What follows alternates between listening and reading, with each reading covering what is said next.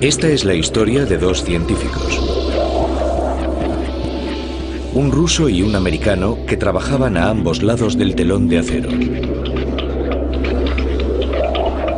Ambos cruzaron los límites de la ciencia médica en su búsqueda del conocimiento. Fueron empujados por la misma ambición: trasplantar cabezas humanas de un cuerpo a otro.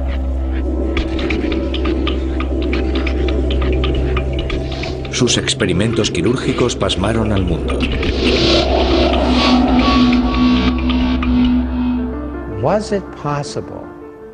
¿Era posible mantener con vida a un ser humano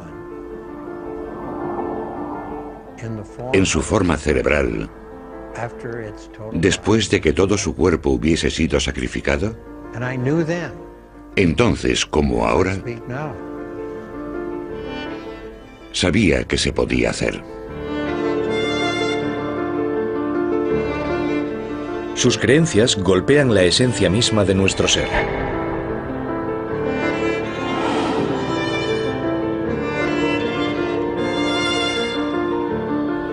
El primer trasplante de cabeza.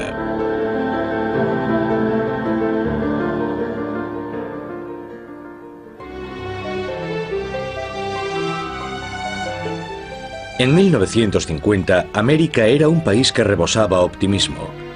El futuro parecía prometedor y lleno de innovaciones.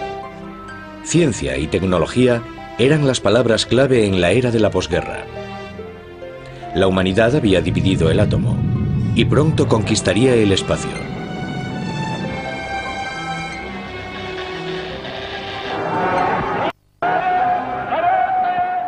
En la Unión Soviética, Stalin puso a la ciencia al servicio del Estado. La Guerra Fría alcanzaba su cúspide y también él perseguía los adelantos tecnológicos. Empezó a sentir interés por la medicina. Era otra manera de situar a su nación por delante de Occidente. A las afueras de Moscú, Stalin estableció laboratorios médicos secretos para explorar y desarrollar conceptos nuevos. Lejos de las miradas curiosas, a los científicos se les animaba a experimentar con total libertad y buscar los secretos para prolongar la vida. Muchas de estas pruebas se realizaban con animales. Extirpaban los órganos de sus cadáveres y los mantenían vivos con máquinas. Isolated organs can be brought to life, even though they've been removed from the animal's corpse some time after death. Here's a dog's heart. Los perros eran sacrificados y luego devueltos a la vida. 10 minutes have elapsed since the animal died. The blood removed from the animal is pumped back into its vessels by the autoinjector. The respiration is gradually restored.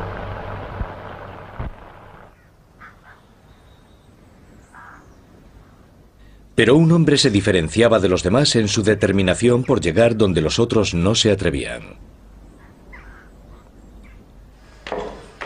Vladimir Demikov era un héroe soviético, un veterano de los hospitales del Ejército Rojo durante la Segunda Guerra Mundial. Estaba convencido de que era posible trasplantar órganos como corazones y pulmones a seres humanos. Incluso durante el furor científico de los 50 parecía un paso desmedido. Pero Demikov demostró que se podía hacer.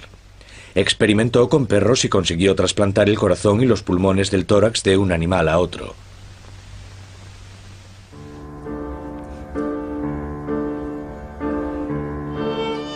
Sus experimentos sentaron los preliminares para los futuros éxitos en la medicina humana, pero su trabajo nunca recibió su merecido reconocimiento.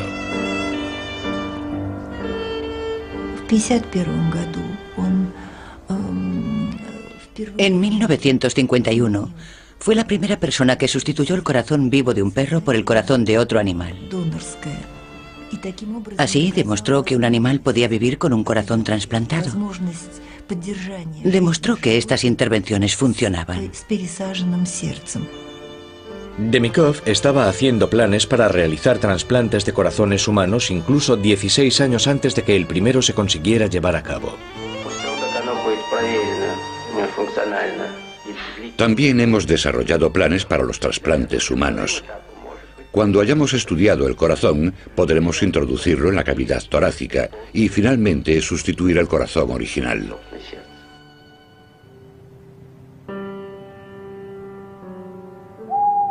A Demikov le gustaba trabajar durante la noche, sin ser molestado. Con frecuencia las luces de su laboratorio, en los bosques de las afueras de Moscú, seguían encendidas hasta muy tarde. Una noche de febrero de 1954, Demikov realizó un experimento que dejó helado al mundo. Cogió 2 perros, un adulto y un cachorro. Junto a su equipo de cirujanos, los operó durante toda la noche.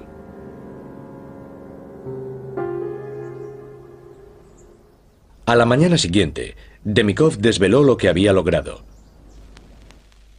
Una criatura sacada de la ciencia ficción.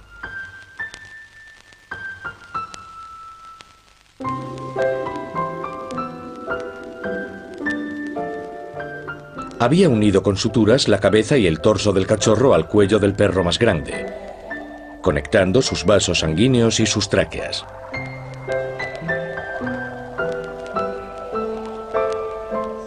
La propaganda soviética proclamó sus logros. El perro fue exhibido ante un mundo atónito.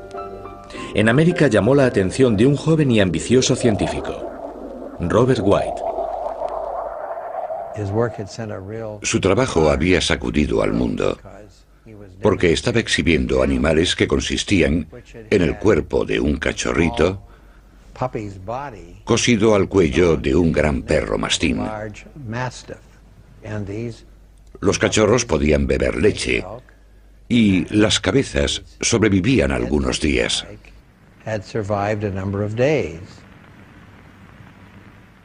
Demikov creía que su experimento era un avance médico de primer orden. Lo hizo principalmente para demostrar que es posible trasplantar cualquier órgano, e incluso una cabeza y un cerebro. Demostró que hasta un órgano tan complicado como este podía funcionar satisfactoriamente dentro de otro cuerpo. En Occidente, las opiniones estaban divididas. Para muchos era una exhibición de monstruos, para otros un importante avance para la cirugía. Sacudió la ciencia mundial, porque en los Estados Unidos no había nadie que hubiese llevado a cabo lo mismo que el profesor Demikov.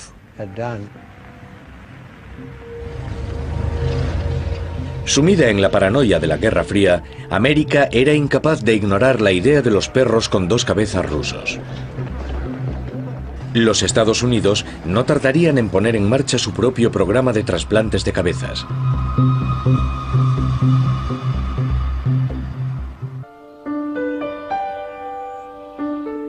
Cuando el científico soviético Vladimir Demikov mostró al mundo su perro con 2 cabezas, parecía evidenciarse aún más la superioridad tecnológica soviética. La carrera armamentística estaba en su punto máximo, y los rusos no tardarían en enviar un hombre al espacio. Creo que en este país los temíamos. Supongo que creíamos que habían llegado lejísimos muy rápidamente, sobre todo en cuanto a la bomba de hidrógeno. Nos preguntábamos si estaba ocurriendo lo mismo con la medicina rusa. Siempre teníamos la sensación de que los rusos eran muy listos y todo eso. Y creíamos que, seguramente, en alguna parte, al otro lado de los Urales tendrían centros de investigación donde habrían curado el cáncer y donde habrían descubierto sistemas para sustituir la sangre con soluciones artificiales o algo parecido. Siempre existió bastante envidia malsana. Robert White nació en Minnesota en 1926. Al igual que Demikov, también White era veterano de la Segunda Guerra Mundial. Sirvió en el Pacífico tratando a los aviadores heridos, y sus experiencias allí cambiaron su vida. Pudo ver los peores efectos de la guerra. A la gente que los demás no solemos ver. A los parapléjicos y los tetraplégicos. No solo 1 o 2 personas, sino salas llenas de ellas. Creo que su juventud le dio la iniciativa para intentar hallar la manera de ayudar para que esta gente pudiese llevar una vida productiva. Después de la guerra, White estudió en la Escuela de Medicina de Harvard. Brillante y ambicioso, se especializó como neurocirujano. En 1960, ansioso de llevarle la delantera a los rusos en todos los aspectos de la medicina, el gobierno estadounidense ayudó a White a instalar un laboratorio especializado en el Hospital del Condado de Cleveland, Ohio.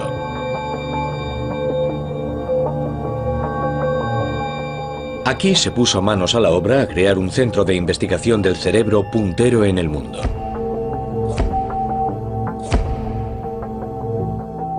De día, White operaba todo tipo de lesiones y enfermedades cerebrales. Sus habilidades como cirujano eran reconocidas. Sin embargo, como científico deseaba descubrir los misterios que encerraba el cerebro. Ambicionaba ser la primera persona del mundo en aislar el cerebro, extraerlo del cráneo, estudiarlo y mantenerlo vivo durante todo el proceso. Llegué a la conclusión de que podría aislar el cerebro. Aunque muchos lo habían intentado, no lo habían conseguido.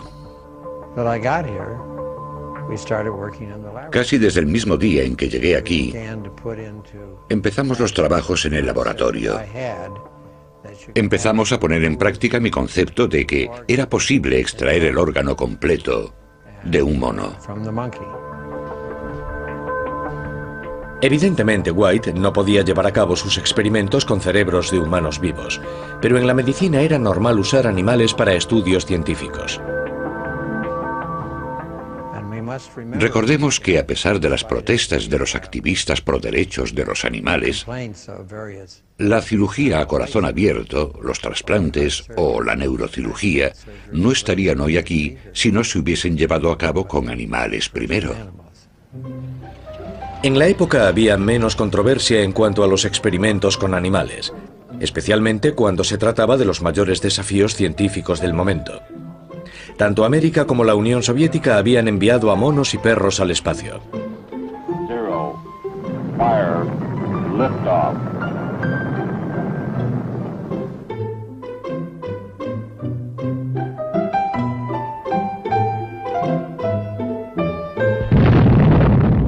A la hora de probar tecnologías nuevas, los humanos podían servir también como conejillos de indias.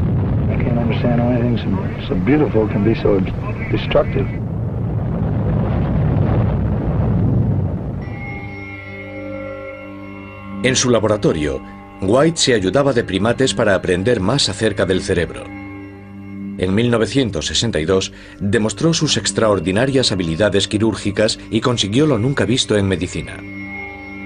Logró extraer con éxito el cerebro de un animal vivo, manteniendo el cerebro con vida.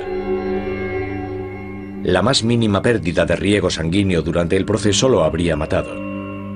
Nadie había podido estudiar un cerebro vivo antes.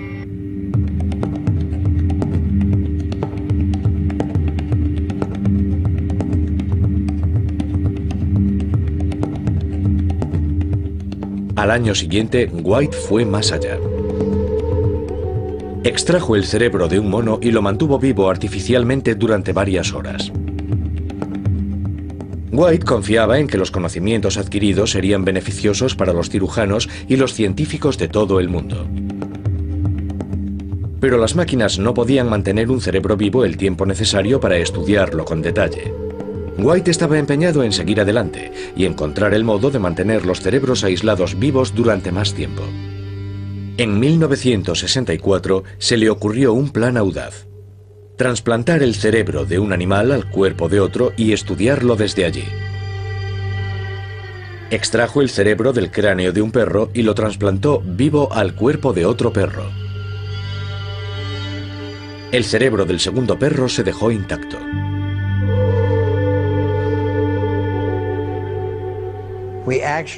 Abrimos el cuello del animal e introdujimos allí el cerebro. Unimos los vasos sanguíneos del cerebro a los vasos sanguíneos del cuello del animal. Cerramos el cuello y por allí salían todos los tubos y cables. Fue un trasplante de cerebro en toda regla.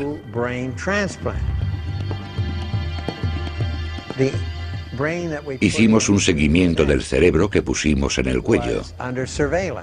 Tenía cables y tubos de modo que pudimos medir la actividad eléctrica, el riego sanguíneo, pudimos controlar por primera vez su metabolismo, y así lo hicimos durante muchas horas, incluso días.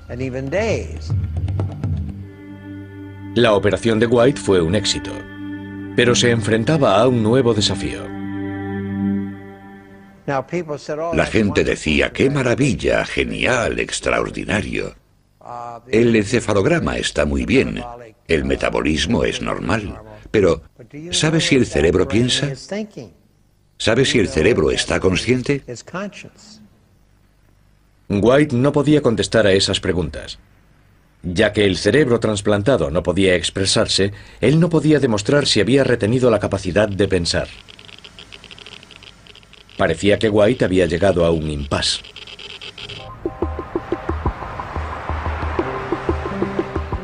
Pero su trabajo no había pasado desapercibido al otro lado del telón de acero.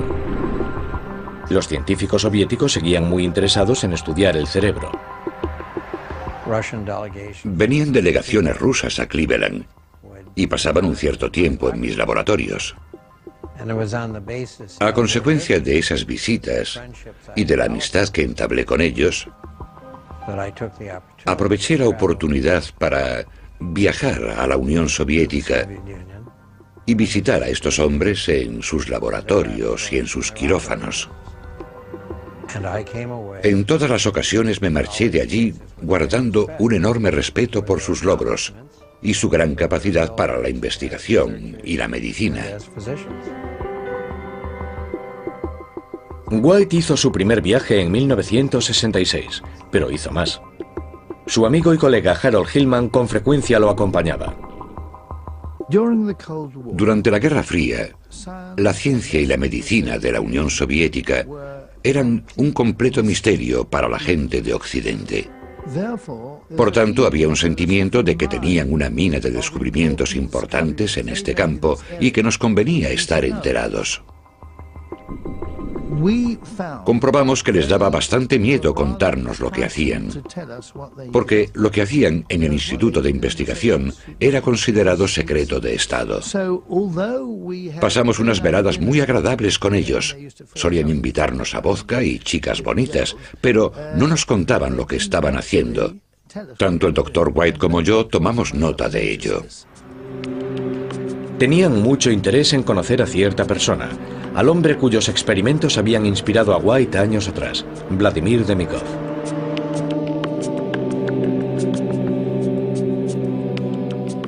Desde que hiciera su experimento con el perro de 2 cabezas, Demikov había tenido éxito trasplantando otros órganos vitales de un perro a otro.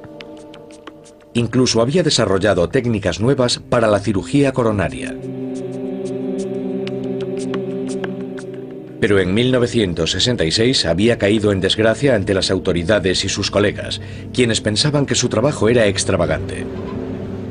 Demikov fue expulsado de su laboratorio y cuando lo amenazaron con desalojarlo de su piso pensó en suicidarse.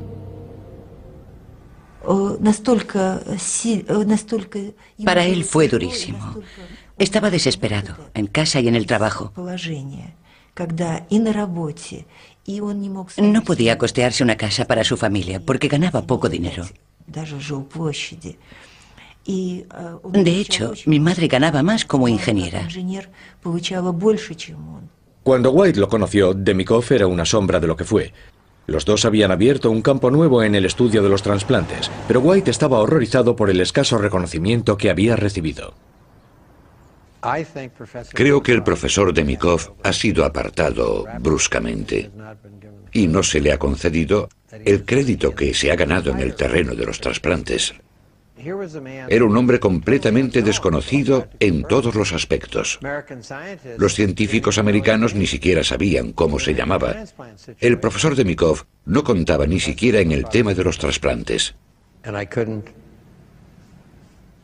Para mí era incomprensible que no hubiesen continuado apoyando su trabajo. Demikov no podía cambiar su destino, pero la visita de White a la Unión Soviética le aportó valiosas ideas para sacar sus investigaciones a la luz. Quizá había dado con la solución para demostrar que un cerebro trasplantado pensaba. Me preguntaba cómo podía probar que un cerebro transferido o trasplantado está vivo, que piensa y es consciente. ¿Cómo podía hacerlo? White conocía experimentos soviéticos parecidos, en los que las cabezas de perro separadas de sus cuerpos mostraban signos de estar conscientes. The isolated head even reacts to light and to sound. Tal vez White podría aplicar los mismos conceptos a su trabajo. Mientras viajaba de vuelta a casa, sopesó sus opciones. Si trasplantaba toda la cabeza con el cerebro intacto dentro, se podría valorar si estaba consciente o no. Los americanos debían ser los primeros con esta cirugía y convertirla en un éxito científico que merecería el reconocimiento mundial. Me puse delante del tablero y diseñé una operación que consistía en coger dos monos, el mono A y el mono B. La cabeza del mono B sería separada y la cabeza del mono A sería transferida a su cuerpo.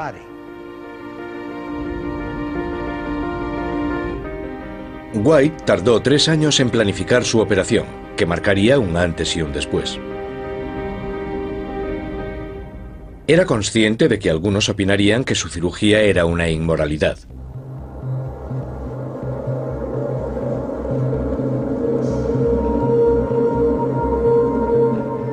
A última hora de la tarde del 14 de marzo de 1970, el equipo de cirujanos de White comenzó los preparativos para efectuar el primer trasplante de cabeza en el mundo. La cabeza de un mono se trasplantaría al cuerpo de otro. El neuroanestesista subió a otra planta, donde tras una revisión de los veterinarios y ayudado por los auxiliares, administró a los monos una inyección intravenosa para que estuviesen anestesiados cuando los bajasen. White quería demostrar que la cabeza con su cerebro podía mantenerse viva y sensible tras ser trasplantada. Si lo conseguía, lo consagraría en su carrera. Una de las enfermeras que estaba en la operación era Debbie Camp, de 19 años. Estaba muy nerviosa porque nunca antes había ayudado durante los experimentos en esa planta.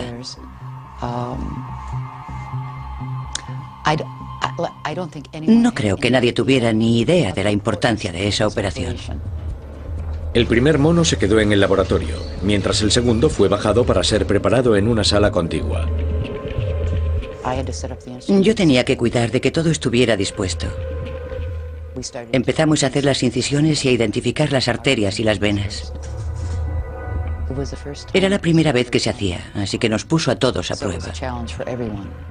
No teníamos ni idea de lo que pasaría ni de cuánto tiempo íbamos a tardar.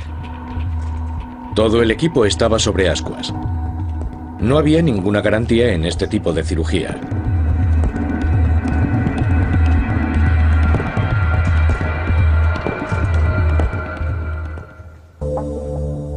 En 1970, Robert White intentó trasplantar la cabeza de un mono al cuerpo de otro. Esta película original de los archivos lo muestra mientras trabaja. Los dos monos fueron intervenidos en salas contiguas por el equipo de cirujanos de White. Ambas cabezas debían ser separadas de sus cuerpos para el trasplante. Fue un trabajo delicado.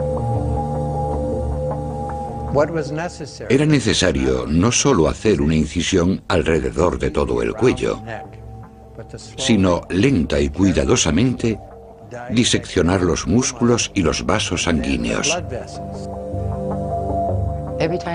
Cada vez que se aislaba una arteria o una vena, había que efectuar una ligadura. No se podía seccionar ninguna hasta que todas estuvieran listas.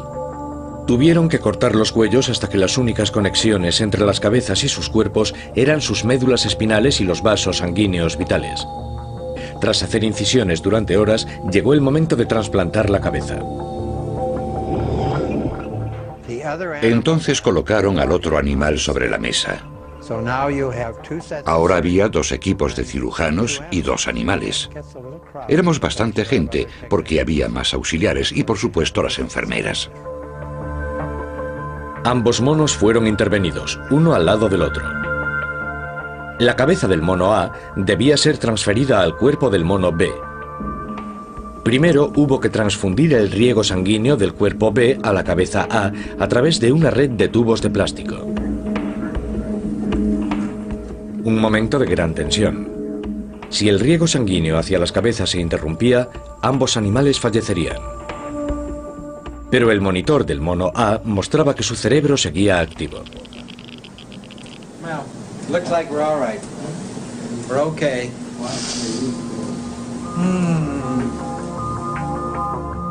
Una vez estabilizado el riego sanguíneo, se desechó el cadáver A. Y luego se desechó la cabeza B. La última etapa crítica de la operación fue juntar la cabeza A con el cuerpo B y unir el riego sanguíneo arteria con arteria y vena con vena.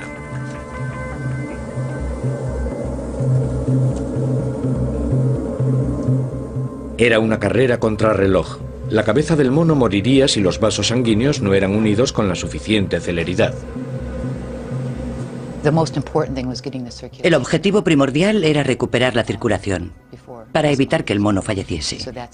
Lo más importante era unir las arterias y luego las venas, de una en una. Los vasos sanguíneos fueron conectados, pero no se tocó la médula espinal. Es imposible reconectar los nervios una vez que han sido seccionados. Entonces empezamos a suturar los músculos y los tejidos del cuello. Empieza a parecer que el animal solo ha sufrido una incisión circular. Pero tenemos que esperar a que salga de la anestesia.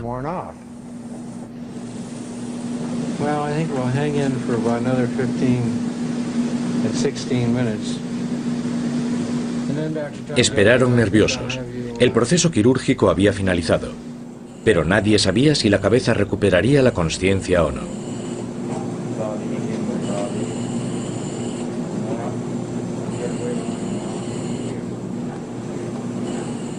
Esta película original muestra lo que sucedió a continuación.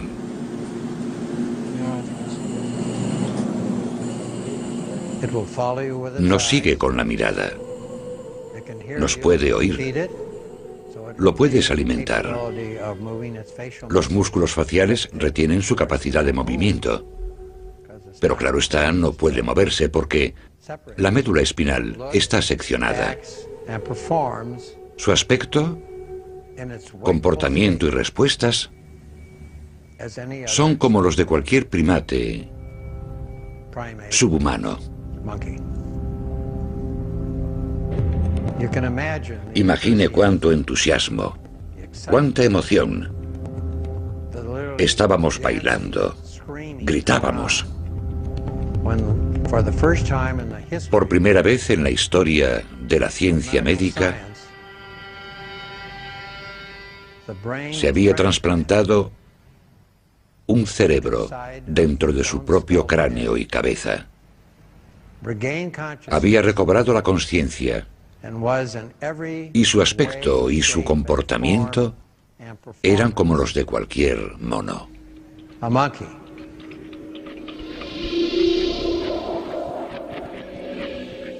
White lo había hecho, pero pensaba llegar todavía más lejos. ¿Sería capaz de hacer un trasplante de cabeza entre humanos?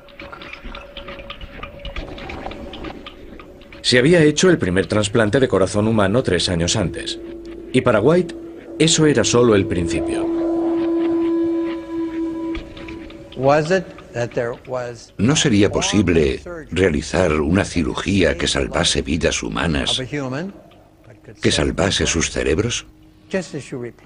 De la misma forma en que se puede reemplazar un corazón, un pulmón o un riñón para salvar la vida de un paciente y la de su cerebro, se le podría dar un cuerpo entero. Parecía una idea irracional. ¿Operaciones para trasplantar una cabeza humana viva al cuerpo de otra persona? Cuando trabajaba en el hospital, White con frecuencia veía víctimas de accidentes con muerte cerebral, pero cuyos cuerpos no estaban dañados. ¿Podría aprovechar estos cuerpos para dar una vida nueva a las cabezas que estaban atrapadas en cuerpos agonizantes?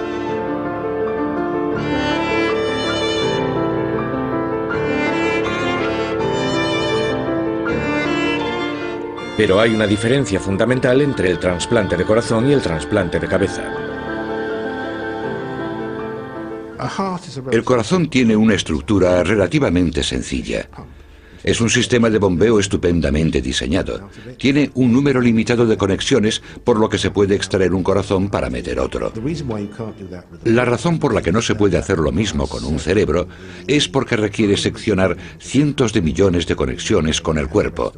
Conexiones que no se regeneran. Un trasplante de cabeza supone seccionar la médula espinal. Eso paralizaría del cuello para abajo a cualquier paciente. Pero para White, los trasplantes de cabeza podrían ayudar a algunos tipos de pacientes. Por supuesto que nadie quiere crear tetraplégicos. Pero, ¿qué ocurriría si un humano tetrapléjico estuviese a punto de morir porque su cuerpo y todos sus órganos estuviesen fallando?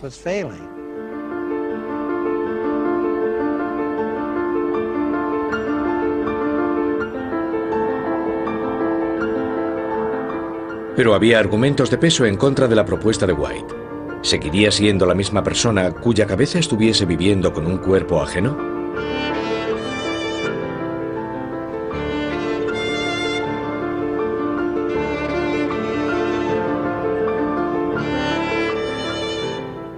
¿Quién eres? ¿Qué eres? ¿Dónde está tu alma o tu espíritu? ¿Se fue con el cadáver que está enterrado? Creo que no. No está con el cadáver. No está dentro de la piel de su cuello. Está en su cráneo. Seamos prácticos y pragmáticos. Está en la masa encefálica. Aquí es donde está la manifestación física del espíritu.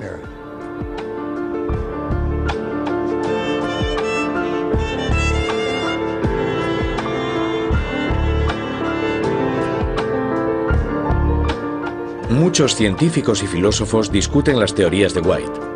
Stephen Rose, eminente neurocientífico, opina que el cerebro humano y su cuerpo están ligados inextricablemente. El cerebro es un órgano del cuerpo. Tú eres la totalidad de tu cuerpo, no eres tu cerebro aislado. La persona es consciente. El cerebro no es consciente. La persona es quien tiene una mente, no es el cerebro. La persona es quien siente las emociones. No siente el cerebro, sino la persona. El trasplantar un cerebro X a un cuerpo Y no tiene ningún sentido, porque todo el desarrollo del cerebro X está ligado al cuerpo de un individuo determinado. Las células se han desarrollado de una manera determinada. Las conexiones se han establecido a su manera. Y no tengo claro que las células sean capaces de responder eficientemente en un nuevo entorno. Así pues, los trasplantes de cabezas entre humanos nunca funcionarían. Por lo menos según la ciencia ortodoxa.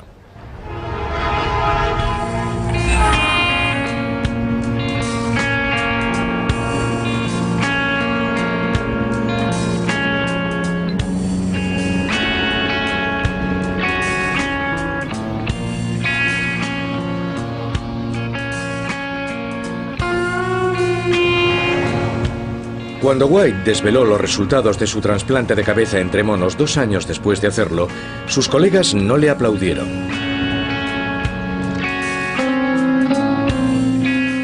Algunos murmuraron que estaba loco. La prensa amarilla se interesó por su trabajo más que la propia comunidad médica.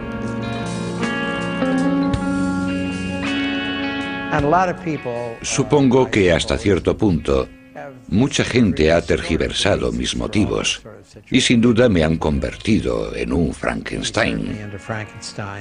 Seguramente no entienden nada porque ni siquiera han leído la novela. De pronto, en vez de abanderar una revolución en la medicina, White estaba siendo atacado. Había una fuerte oposición por parte de los activistas antivivisecciones, llegando incluso a las amenazas. En segundo lugar, le resultaba difícil obtener el dinero necesario. En tercer lugar, no conseguía que otros grupos lo hicieran. Es muy difícil cuando se trabaja en un campo semejante, que es muy caro, y cuando no tienes acólitos y nadie te apoya.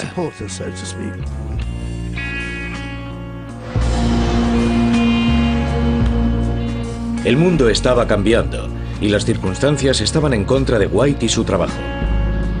La Guerra Fría se templó y la ética científica se volvió más exigente. Como Demikov, que le había inspirado, White pasó de pionero a paria. Condenado por los activistas pro derechos de los animales, durante un tiempo su familia y él necesitaron protección policial. Aunque White continuó ejerciendo como neurocirujano en un hospital, poco a poco fue abandonando sus sueños de trasplantar cabezas. Muchos lo consideraban una anécdota extraña en la historia científica. La historia de la ciencia, incluyendo la del cerebro, está plagada de lo que se podrían llamar experimentos o actividades heroicas, que acaban desastrosamente desencaminadas. Creo que los experimentos de Robert White, si se pueden llamar experimentos, son actividades repugnantes cuyo sitio está en el cubo de los desperdicios. No creo que ningún neurólogo, cirujano, psiquiatra o psicólogo lo tomarían en serio hoy en día.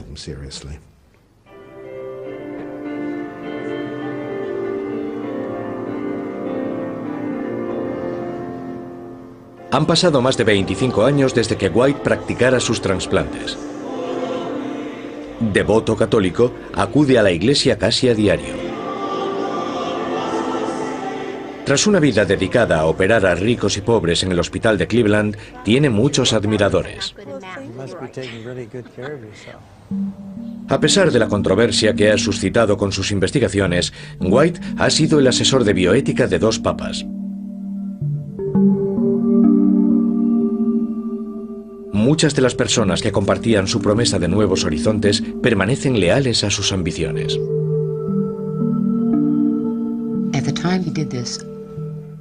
Cuando lo hizo, el mundo aún no estaba preparado. Creo que el momento está al llegar.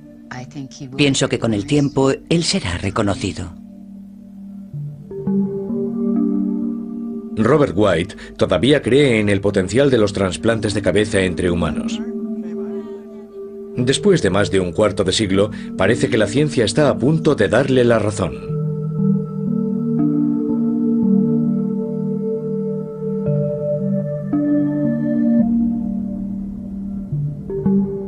Jackie Bailey se rompió la columna en 1980, cuando se cayó escalando un rocódromo. Tenía 17 años cuando me dijeron que probablemente me quedarían unos 25 años de vida después de lesionarme. Me parecía que tener 42 años no era ser muy mayor y me llevé un disgusto. Jackie es el tipo de persona cuya vida esperaba prolongar el Dr. Robert White cuando propuso trasplantar cabezas.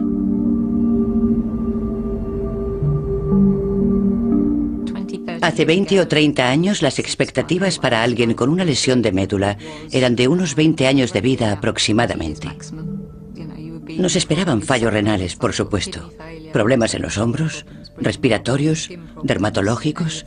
Cualquiera de ellos podría conducir a la muerte prematura. Si al Dr. White se le hubiera permitido desarrollar sus trasplantes de cabezas humanas, en teoría podría haber prolongado las vidas de gente con lesiones medulares.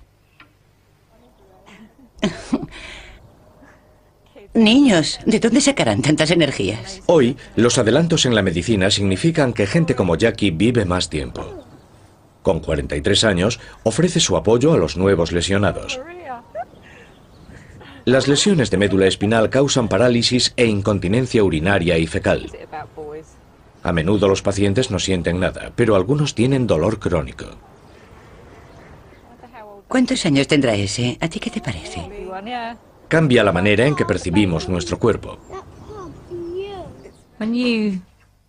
No sientes gran parte del cuerpo. Es decir, las partes que siento son mías, soy yo, son Jackie. Las partes que no siento, es como si mi cabeza estuviese en otro cuerpo. No consigo moverlo. Mi cuerpo hace cosas que no puedo controlar. Así que es casi como si fuese un cuerpo prestado, ¿entiendes?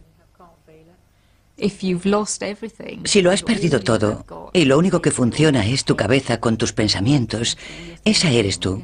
Es tu cerebro, ¿sabes? Es tu cabeza. Todavía después de una lesión medular sigues siendo tú. Conservas tus recuerdos anteriores. Te gusta lo mismo. Las mismas cosas te hacen reír o llorar. Tu cuerpo es lo único que no funciona. Entonces, ser trasplantada a un cuerpo sano quizá no sea una idea tan disparatada. Además, estamos muy acostumbrados a poder trasplantar parte de un ser humano a otro. Actualmente se pueden trasplantar manos. Hace no mucho tiempo tuve la oportunidad de conocer a un hombre con ambas manos trasplantadas. Estaban funcionando asombrosamente bien. Me fascinó estrechar la mano de un hombre cuyas manos no habían sido suyas, pero que ahora sí lo eran. Ahora esperamos ver trasplantes faciales. Con el tiempo tendrán éxito. Los trasplantes de cabeza difieren mucho de los de cara o extremidades.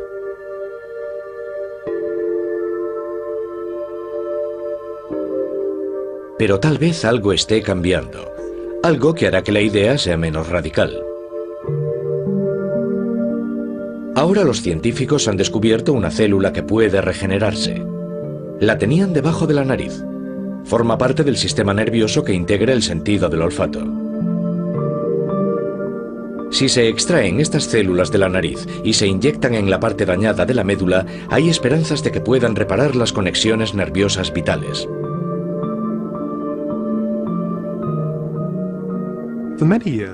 Durante muchos años, estudiar la parte del sistema nervioso que se ocupa del olfato ha sido muy interesante. Pero hay relativamente pocos estudios de la neurociencia, el funcionamiento del sistema nervioso. Lo teníamos delante, pero hasta hace muy poco nadie se había percatado de que la gran capacidad regenerativa que normalmente ocurre en la parte del sistema nervioso del olfato podría ser canalizada hacia otras partes del sistema nervioso, particularmente a la médula. Las pruebas de laboratorio son alentadoras, pero los científicos que llevan a cabo las investigaciones son cautelosos en cuanto a la efectividad del tratamiento en personas con lesiones medulares. No está a la vuelta de la esquina. Llegará dentro de unos años, en cualquier momento. No será la solución a todos los males ni la curación. No será como si dijésemos, puedo olvidarme de mi lesión medular y me voy caminando a casa. Pero puede mejorar tu calidad de vida. Sin embargo, las posibilidades de arreglar todo lo que estaba dañado, la verdad no las veo todavía. Pero quién sabe. Lo cierto es que llevo 25 años en esta silla y siempre ha habido algo a punto de ocurrir, pero hasta el momento nada. Si algún día es posible reparar las médulas espinales, tal vez se podrían usar trasplantes de cabezas para salvar vidas.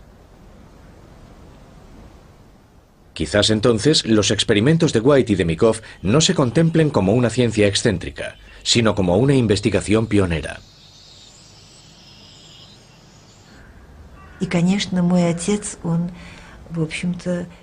Mi padre decía que para hacer trasplantes de cabeza había que tener valor intelectual.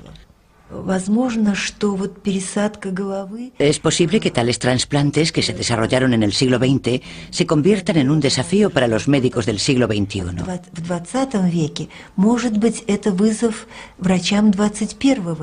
Me gustaría que mi padre formara parte de la historia médica y que fuera recordado. Y me gustaría que lo recordasen con respeto, porque durante su vida se enfrentó a muchas dificultades.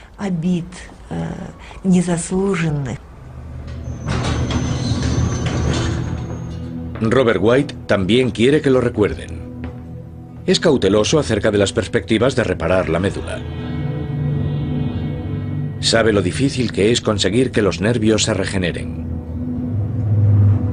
Pero si algún día se consiguiera, tal vez su laboratorio sería considerado como la cuna de la nueva era de soluciones quirúrgicas.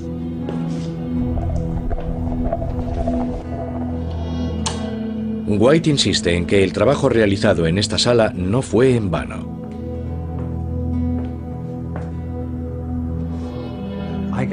Casi oigo sus voces. Esta sala estaba llena de gente. Y sin embargo, en esta misma mesa, la cabeza trasplantada de mono nos demostró que recobraba el conocimiento.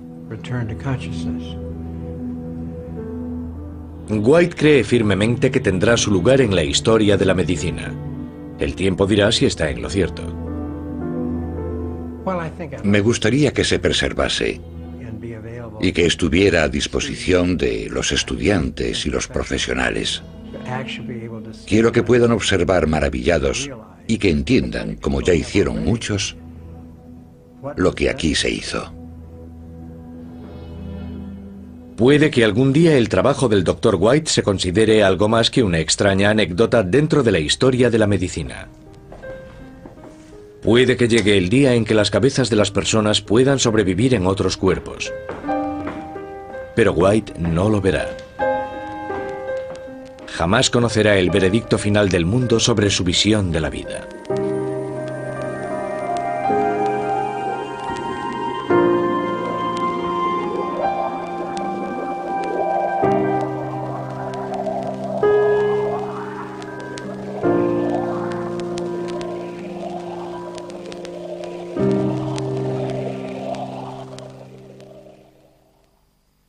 Sus experimentos sentaron los preliminares para los futuros éxitos en la medicina humana, pero su trabajo nunca recibió su merecido reconocimiento.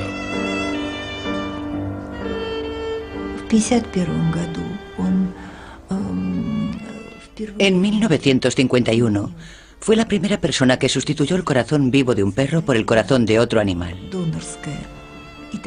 Así demostró que un animal podía vivir con un corazón trasplantado. Demostró que estas intervenciones funcionaban. Demikov estaba haciendo planes para realizar trasplantes de corazones humanos incluso 16 años antes de que el primero se consiguiera llevar a cabo. También hemos desarrollado planes para los trasplantes humanos. Cuando hayamos estudiado el corazón, podremos introducirlo en la cavidad torácica y finalmente sustituir el corazón original.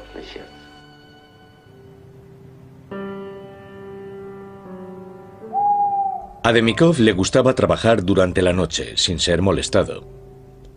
Con frecuencia las luces de su laboratorio, en los bosques de las afueras de Moscú, seguían encendidas hasta muy tarde. Una noche de febrero de 1954, Demikov realizó un experimento que dejó helado al mundo.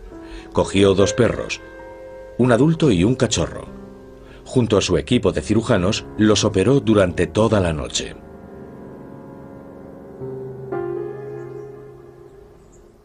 A la mañana siguiente, Demikov desveló lo que había logrado. Una criatura sacada de la ciencia ficción.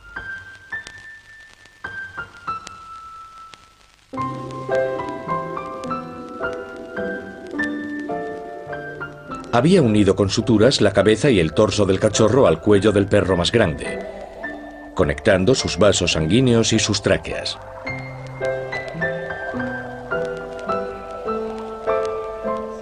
La propaganda soviética proclamó sus logros. El perro fue exhibido ante un mundo atónito. En América llamó la atención de un joven y ambicioso científico, Robert White. Su trabajo había sacudido al mundo, porque estaba exhibiendo animales que consistían en el cuerpo de un cachorrito cosido al cuello de un gran perro mastín. Los cachorros podían beber leche y las cabezas sobrevivían algunos días.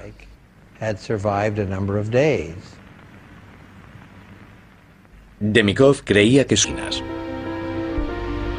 organs can be brought to life, even though they've been removed from the animal's corpse some time after death. Here's a dog's heart. Los perros eran sacrificados y luego devueltos a la vida.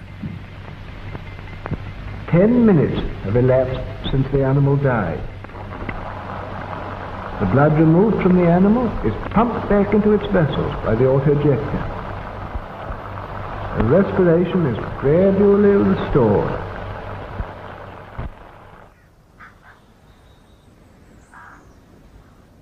Pero un hombre se diferenciaba de los demás en su determinación por llegar donde los otros no se atrevían.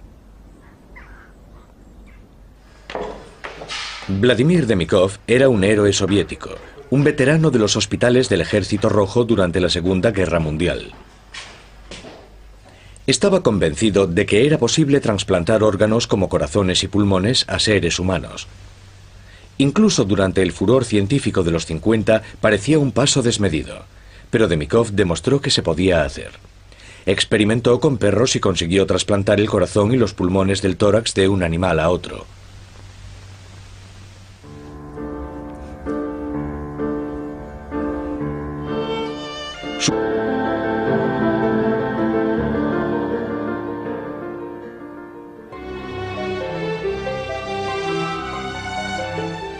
En 1950, América era un país que rebosaba optimismo. El futuro parecía prometedor y lleno de innovaciones. Ciencia y tecnología eran las palabras clave en la era de la posguerra. La humanidad había dividido el átomo y pronto conquistaría el espacio.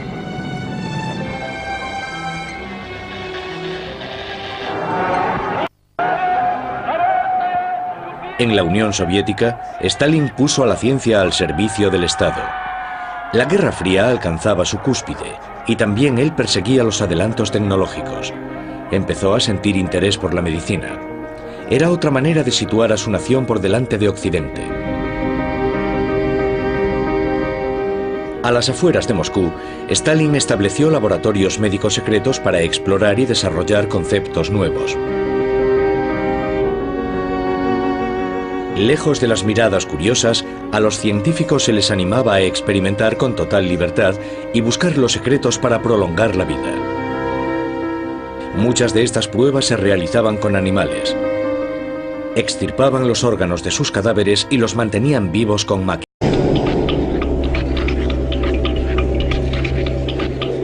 Esta es la historia de dos científicos. Un ruso y un americano que trabajaban a ambos lados del telón de acero. Ambos cruzaron los límites de la ciencia médica en su búsqueda del conocimiento. Fueron empujados por la misma ambición: trasplantar cabezas humanas de un cuerpo a otro.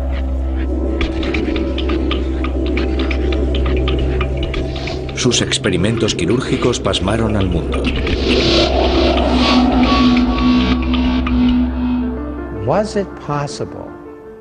¿Era posible mantener con vida a un ser humano en su forma cerebral después de que todo su cuerpo hubiese sido sacrificado? Entonces, como ahora, sabía que se podía hacer. Sus creencias golpean la esencia misma de nuestro ser.